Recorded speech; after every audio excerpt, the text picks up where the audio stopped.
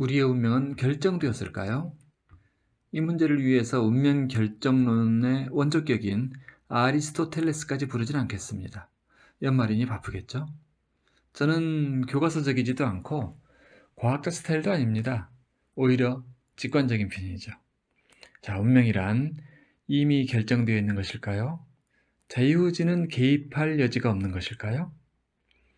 그렇다면 좀 맥 빠지는 이야기인지 모릅니다. 사람들은 저를 비롯해서 왠지 자유의지라는 단어를 사랑합니다. 운명이라는 단어는 두려워하면서 말이죠. 운명. 사람들은 이 말에 수많은 분석의 메스를 가해왔겠지만 저는 문자인문학을 하는 사람답게 먼저 문자를 봅니다. 운명, 움직일 운, 목숨, 명. 움직이는 생명 또는 생명의 움직임, 그런 뜻입니다. 당신이라는 생명이 움직이는 궤적, 그것이 운명이라 하겠지요. 다시 돌아가서 그 운명의 흐름은 이미 결정되어 있을까요? 12연기에 의하면 모든 결과는 원인에서 이어집니다. 원인과 결과, 줄여서 인연이라고 하죠. 공부를 안 하면 성적이 떨어지고, 성적이 떨어지니 진학을 못하고, 진학을 못하니 취직을 못하고, 취직을 못하니 장가를 못 가고, 장가를 못 가니 지금 홀로 외롭게 사발면을 먹는다. 그러니 내가 지금 쓸쓸히 사발면을 먹는 이유는 예전에 공부를 안 했기 때문이다. 이것도 일종의 가벼운 인연설입니다. 자, 그 사발면을 먹는 그 사람이 내년 2021년에는 어떨까요? 여태 그랬던 인생이 갑자기 달라져서 취직이 될까요? 아니면 갑자기 골프 프로 선수라도 될까요? 프로 게이머가 될까요? 그럴 리가 없다. 아마도 여전히 사발면을 먹거나 가끔 거기 햇반을 말아서 먹는 정도일 것이다 정도로 예측할 수 있겠습니다. 제가 그렇게 예측한다는 뜻은 아닙니다. 많은 사람들이 그렇게 예측합니다. 특히 부모님들이요. 그래서 공부하라고 하는 거죠. 나중에 고생하지 않으려면. 자, 그리고 가끔 선배가 불러주는 노동판에서 일당을 벌어오기도 할 테고요. 이 사람은 공부하지 않은 업보로 평생을 구질구질한 인생을 살아야 하는 것일까요? 하지만 여기 재밌는 변수가 있어요. 이것이 인생을 살만하게 만들어주죠.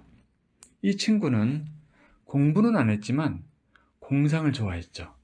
그 공상을 판타지 소설로 쓰게 되었는데 처음에는 그게 전혀 돈이 안 됐어요. 그렇지만 갑자기 내년에 그게 입질이 좀 시작되더니 상당한 고정팬이 생깁니다. 그리고 결국 베스트셀러 작가가 되고 1년 사이에 팬사인회를 하는 유명 작가로 변신하게 됩니다. 이런 일이 극히 드물까요? 아니요, 아주 흔한 일입니다. 그러면 그것도 공상이라도 했고 소설을 끓여잡았던 그 노력이 원인이 되어서 유명 작가라는 결과를 맺었다? 네, 맞습니다. 하지만 여기 또 다른 변수가 있습니다. 여기서부터가 일반인들은 모르는 부분이죠. 아마도. 자, 상상해 볼까요? 한 아이가 산부인과에서 출생했습니다. 신생아죠. 이 아이는 아직 아무런 원인도 쌓지 않았으니, 행동한 게 없으니 모든 가능성이 마냥 오픈되어 있을까요? 그게 그렇지가 않습니다. 산부인과에 출산한 아기들 방에 있는 수많은 신생아들, 다 운명이 다르게 이미 특징 지워져 있습니다. 어떤 아이는 이미 폐가 허약하게 태어났고, 누구는 팔랑귀로 태어났어요. 누구는 돈이 자꾸 새나가요. 그 옆에 있는 아기는 사업으로 많은 돈을 벌 운명을 가지고 태어난단 말입니다. 어떤 여자아이는 이미 수많은 남자들의 시선을 받을 게 운명지어져 있어요.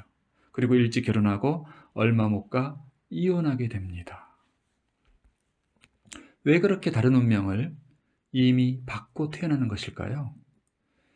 그것을 여기서 더 깊이 이야기하지는 않겠습니다만 그냥 유전자를 그렇게 받고 태어났다 정도로 하겠습니다. 그런데 묘한 일이 이제부터 생깁니다. 아기가 태어났으니 부모는 이름을 지어줘야겠죠?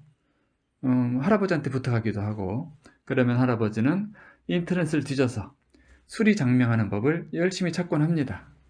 공개된 것 중에는 유일하게 누구나 지을 수 있는 방법이니까요.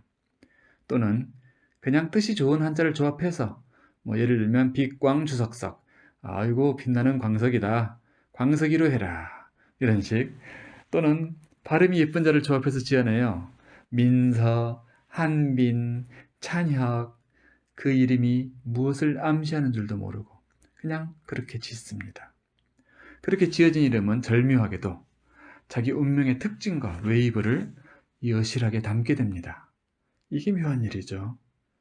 자석처럼 당겨요, 그 이름을. 그러니 이름을 지으신 부모나 할아버지 또는 장명원의 잘못이라고만 할 수도 없어요. 어쨌든 그런 연고로 저 같은 사람은 그 사람의 생년과 이름을 보면 많은 정보를 볼 수 있게 되었습니다. 그래서 저는 이름을 새로 개명해 드릴 경우에도 예전 이름을 상당히 주의 깊게 관찰합니다. 그래야 결함이 있는 부위를 정확하게 알고 최적의 개선을 할 수 있기 때문입니다. 정확히는 이름의 결함을 보는 게 아니라 운명의 결함을 보는 것이죠. 이름은 그것에 딸려서 왔을 뿐이고요. 어쨌든 그래서 첫 번째 이름과 새로운 계명을 얻는 두 번째 이름은 완전히 다른 인식과 목표를 가지고 출발하게 됩니다. 첫 이름은 결정된 자기 유전자를 심보로 한 것이라면 새 이름은 유전자의 결함을 치료하면서 도로망을 신설하고 확장한 것이라고 보아야겠지요. 자, 다시 돌아가서 이제는 어느 정도 대답이 가능하시죠? 운명은 결정되어 있을까요? 아직도 어려운가요? 실은 어려운 겁니다. 정확히는 이미 부여받은 유전자 지도라면 그것은 숙명이라 합니다. 그런데 이거 아세요? 유전자 지도도 변합니다. 즉 숙명도 변한다는 뜻이죠. 어떻게? 마음을 먹으면 유전자가 변합니다. 마음을 내는 정도에 머무르는 게 아니라 꼭꼭 씹어 먹으면 변한다는 뜻이죠. 내는 거와 먹는 거는 차이가 있습니다. 즉 신념화하는 것을 말하는데요. 신경계 전체에 새겨지는 정도, 그 파동의 스토리가 새겨지는 정도가 되어야 유전자 지도에 변화가 일어납니다. 그럼으로써 숙명이 운명화되지요. 그때 비로소 당신은 운명의 차를 운전하는 주인공이 되는 것입니다. 신경계에 새겨지는 길, 그것은 예로부터 수없이 쓰거나 수없이 암송하는 방법으로 이루어왔습니다. 기도 등이죠. 자, 지금이라면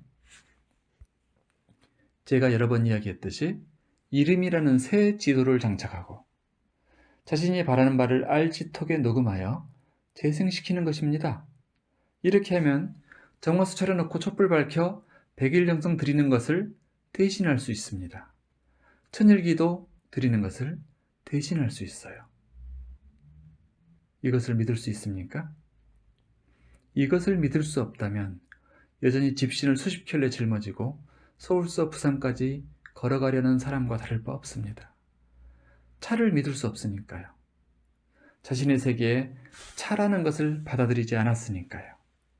그리고 전화도 믿을 수 없고 문자도 믿을 수 없으니 가서 부산 사는 아들에게 말을 직접 해야 안심이 되겠지요.